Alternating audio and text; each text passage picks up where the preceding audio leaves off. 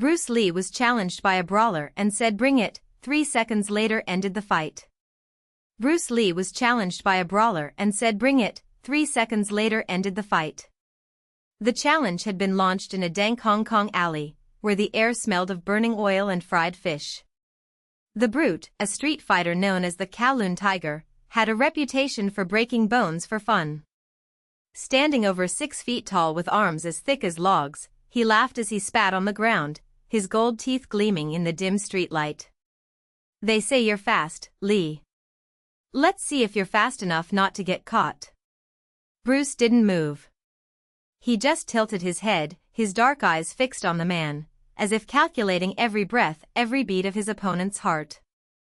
The Tiger took a step forward, his fists raised, ready to crush that movie martial artist who, according to him, only knew how to dance. Bring it here, then, Bruce said, his voice calm, almost a whisper. The Tiger roared and charged. 3 seconds. That was all Bruce needed. The first blow was a finger jab, a quick attack with outstretched fingers, straight into the Brute's eyes. The Tiger staggered, instinctively putting his hands to his face. Bruce was already spinning, his right foot lifting in a side kick that connected with the man's knee with surgical precision. A sharp crack echoed through the alley. The Tiger fell to his knees, howling in pain, his hands now holding his broken leg. Holy shit! Bruce didn't celebrate. There was no triumph in his expression, just a calculated coldness.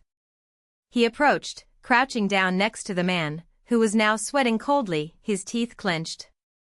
You didn't fight me, Bruce said. You fought your own ego. And it will always lose. The Tiger tried to get up, but the pain knocked him back down. Bruce stepped away, adjusting the collar of his leather jacket. Before disappearing around the corner, he took one last look. Next time, choose your enemies better. Days later, the news spread like wildfire across Hong Kong. The Kowloon Tiger, once feared, now limped through the streets, avoiding eyes. Some said he had been humiliated by a ghost. Others, that Bruce Lee was more machine than man. But the truth was simpler. Tiger had never understood what it was like to really fight.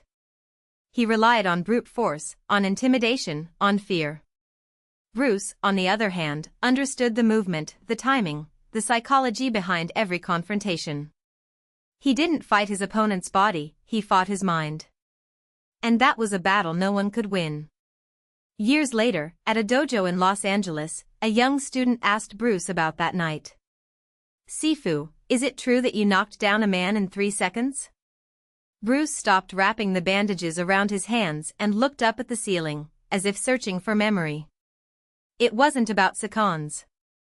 It was about understanding that the fight was already lost before it even started. Tiger thought he was challenging me, but I had already won the moment he opened his mouth. The student frowned, trying to decipher the words.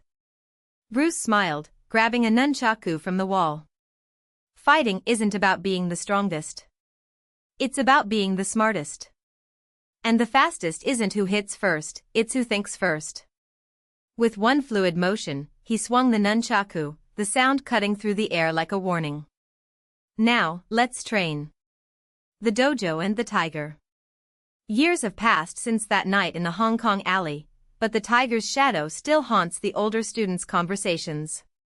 Bruce knew the story had turned into legend. Some said he had broken the man's arm with a single blow, others swore the Tiger had never stepped foot in a ring again. The truth, as always, was simpler and crueler. The Tiger, in fact, a Muay Thai fighter named Sensei, was no ordinary bully. He was a regional champion, known for his brutality and never losing a fight. That night, drunk and arrogant, he had challenged Bruce in a bar, calling him a Chinese monkey and promising to humiliate him in front of everyone. Bruce, then in his early 20s, was already carrying the weight of being the son of a famous actor and the constant target of challenges. But it wasn't just pride that moved him. It was something deeper, the certainty that if he gave in to fear, he would lose much more than a fight. They met in an alley behind the bar, where the light from the streetlights barely reached.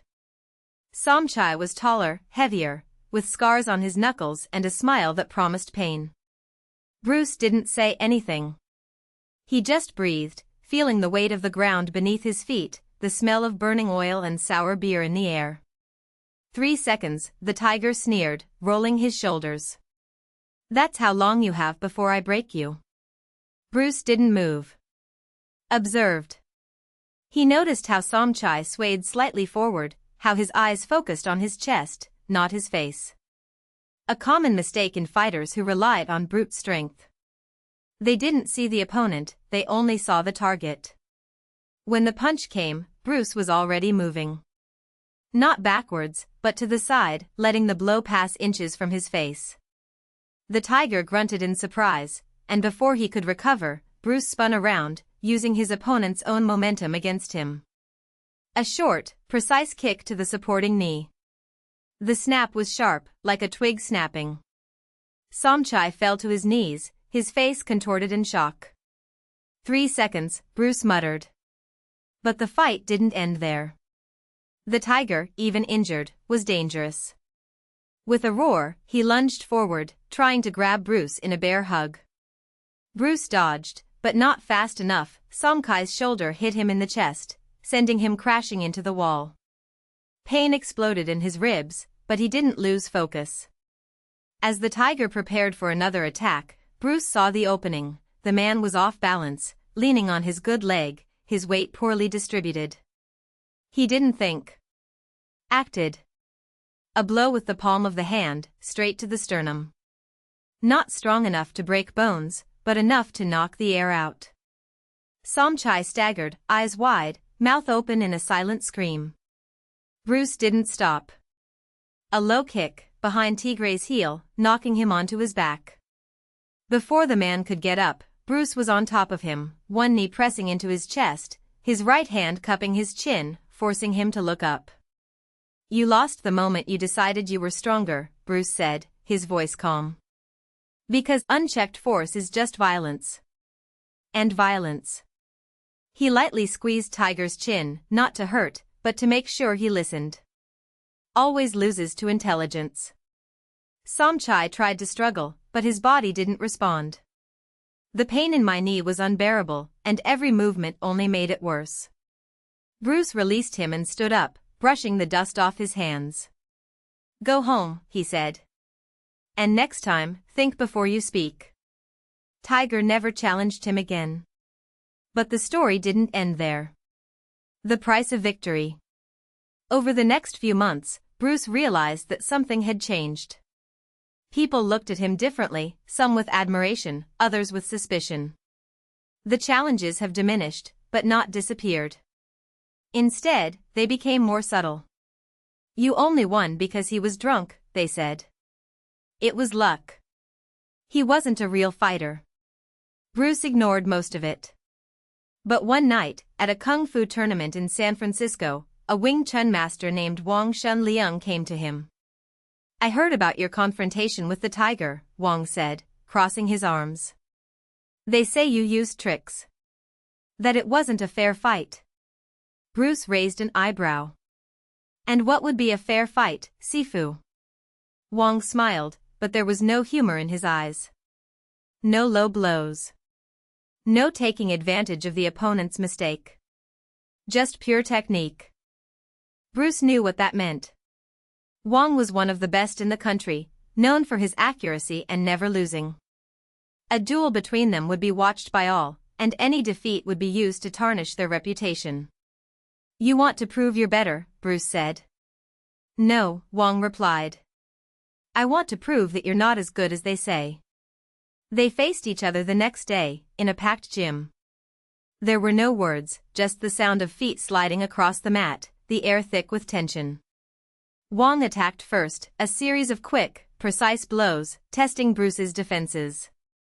He blocked, counterattacked, but Wang was fast, faster than Sensei, more technical, more dangerous. For a moment, Bruce felt the weight of doubt. What if he was wrong? What if pure strength and technique were actually superior to your approach? Then he saw it. Wang had a pattern. Whenever he attacked with his right leg, he left his left side exposed for a split second.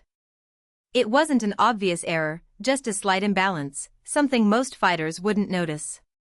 But Bruce noticed. In the next attack, when Wong turned his body for a high kick, Bruce moved.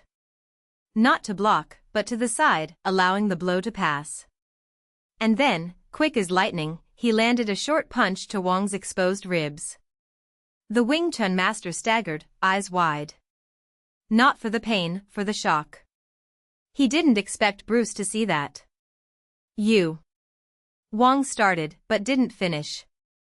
Bruce didn't need words. He had already won. The final lesson. Years later, at the dojo in Los Angeles, Bruce watched his students train.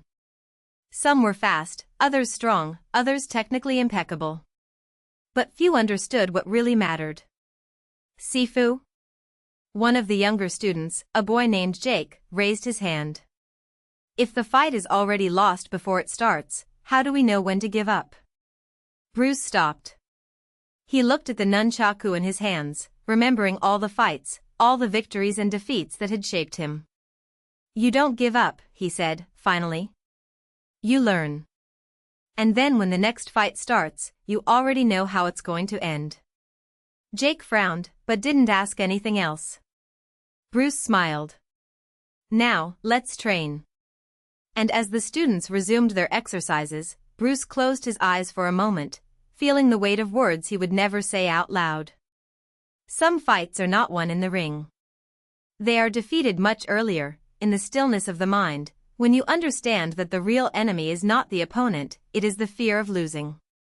And then, as always, he swung the nunchaku, letting the sound cut through the air. End.